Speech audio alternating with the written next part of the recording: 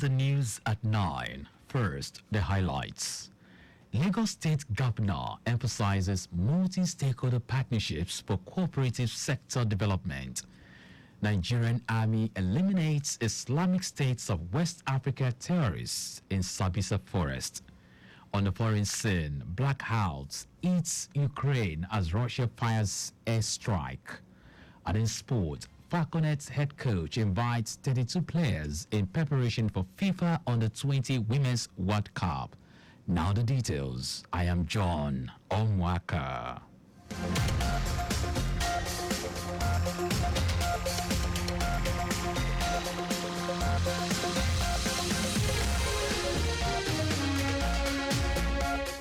Lagos State Governor Babajide Sanwo-Olu has emphasized the importance of fostering multi-stakeholder partnerships to leverage the strength and resources of all actors in the cooperative sector, a synergy he described as essential to achieving accelerated sustainable development.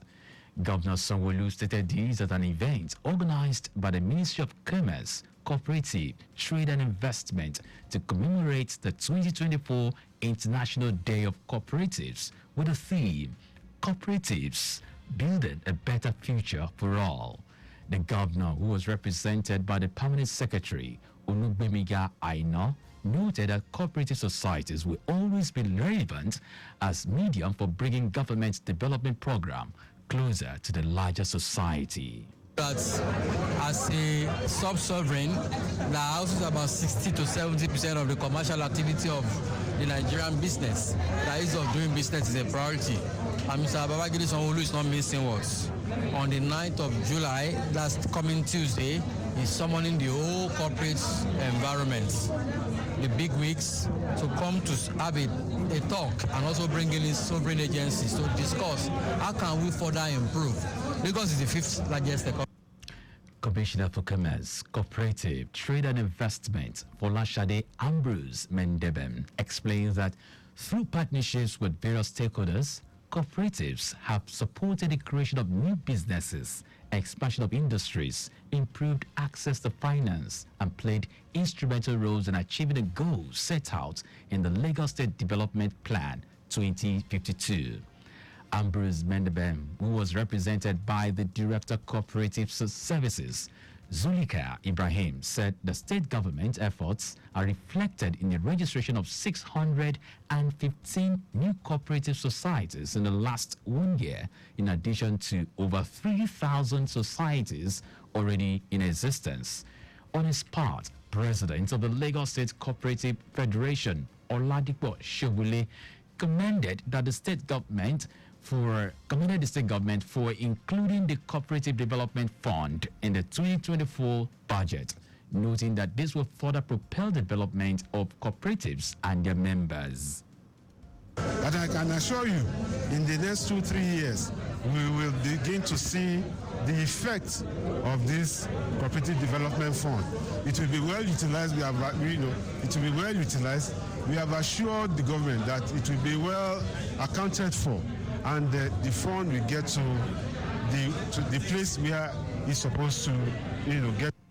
Shobole explains that the International Cooperative Day is an annual event celebrated on the first Saturday of July every year to increase awareness on cooperatives, as well as strengthen and extend partnerships between the international cooperative movement, government, and other stakeholders. Lagos State government has urged the recipients of its ongoing financial assistance program to use the funds provided through the scheme judiciously and meaningfully for the betterment of their lives and families. Special advisor to the governor of political, legislative, and civic engagement, Afolabi Tajuddin, gave the advice during the presentation of financial assistance checks to another set of 200 beneficiaries at Alausa, Ikeja. According to him, the Lagos State government, under the leadership of Governor Babajide Sanwo-Olu, is committed to supporting Lagosians during these challenging times. He said it is crucial that the funds provided are used for the intended purposes to ensure that the benefits of these programs reach as many people as possible and contribute to the overall development and prosperity of the citizens and the state in general. Afolabi therefore appealed to the recipients to prioritize the essential reasons given in the application letters written to the state, such as housing needs, healthcare, education, and establishment of small-scale businesses, and ensure that those needs are met for their personal and economic growth towards achieving financial stability. In her remarks, Permanent Secretary, Office of Political, Legislative, and Civic Engagement, Abiola Koshegbe, appealed to all the recipients to be ambassadors of the office and propagate the gospel of the Citizen Gates 2.0 application, a platform developed to bring governance closer to the people. In its bid to equip youths in Lagos State with necessary skills, the Lions International District 404 A3 Nigeria is set to train 100 youths in information and technology, artificial intelligence, and agriculture. The district governor, Folashade Shotomide, revealed this at a press briefing in Lagos, stating that they would be equipped with laptops in order to help them build a career for themselves. Shotomide noted that it is important to engage the youth through the program in order to impact the society positively and effectively. She also said the group would be in the 2024-2025 Lions Service Year under its humanitarian program to conduct 100 cataract surgeries and provide quality food support to the needy. We move with the community we serve, we make life a little more better than it's limited. In Lions Club, we pay very, very great attention to the need of those that are around us. And when we talk about serving humanity, and you're looking for the #1 organization in the whole world that is doing fantastically well in this regards, you talk about Lions International. Shotomide, while providing updates on the district's initiatives, projects, and achievements, stated that it had secured partnership with the Lagos State Government and the International Institute of Tropical Agriculture, IITA, Ibadan, Oyo State.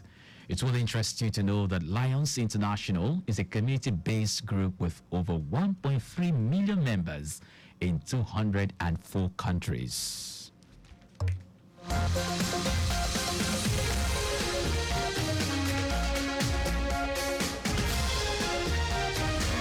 And now to the rest of the stories. The troops of the Nigerian army deployed for a special clearance operation in Sambisa Forest have eliminated 11 Islamic States of West African province terrorists.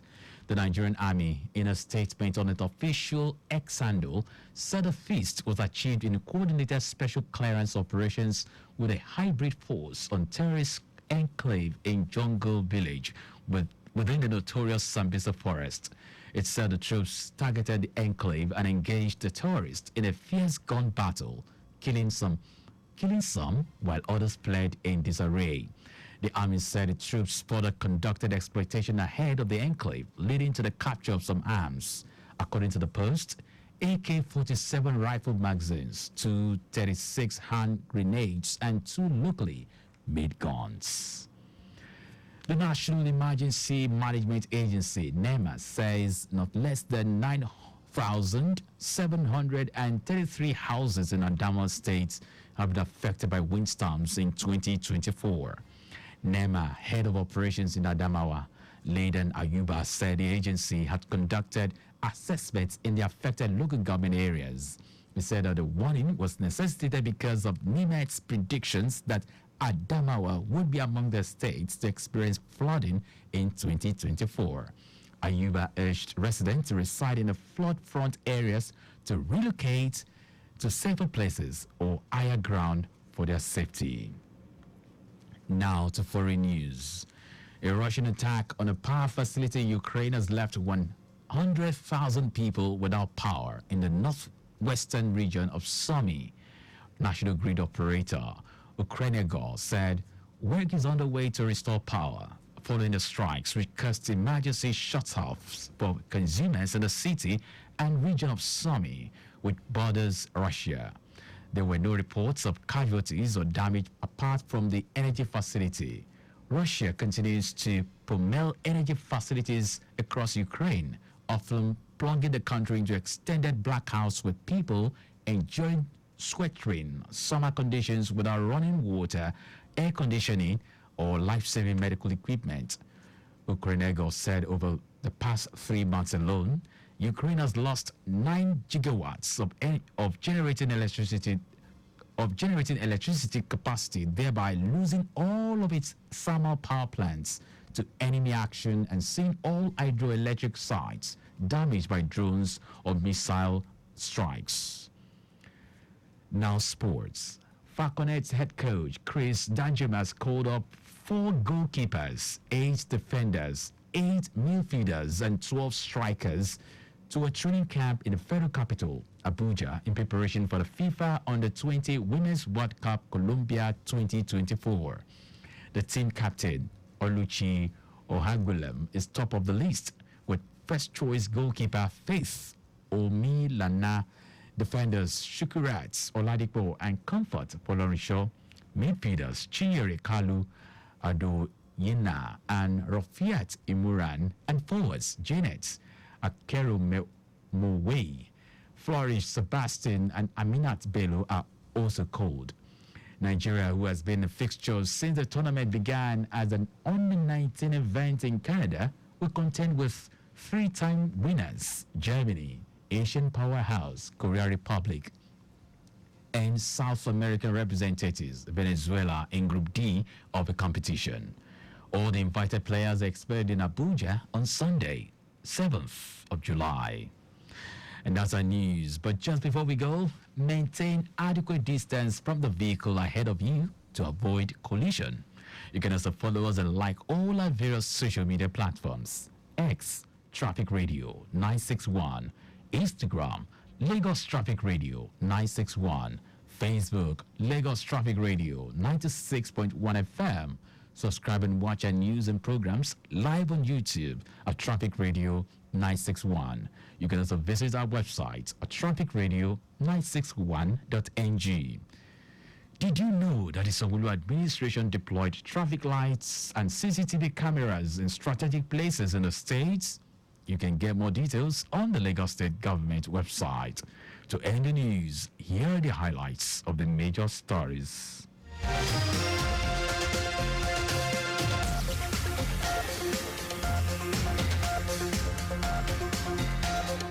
Lagos State Governor Babajide Sanwo-Olu has emphasized the importance of fostering multi-stakeholder partnerships to leverage the strengths and resources of all actors in the cooperative sector, a synergy described as essential to achieving accelerated sustainable development. The troops of the Nigerian Army deployed for a special clearance operation in Sambisa Forest have eliminated 11 Islamic states of West African province terrorists. We also told you that a Russian attack on a power facility in Ukraine has left 100,000 people without power in the northwestern region of Sumy. And in sports, Falconets head coach Chris Danjuma has called up 4 goalkeepers, 8 defenders, 8 midfielders, and 12 strikers to a training camp in the federal capital, Abuja, in preparation for the FIFA Under-20 Women's World Cup Colombia 2024. For contact with the newsroom, send a message to info@trafficradio961.ng. That ends the news broadcast compiled by Zainab Adebeshi. I am John Omoaka. Thank you very much for listening.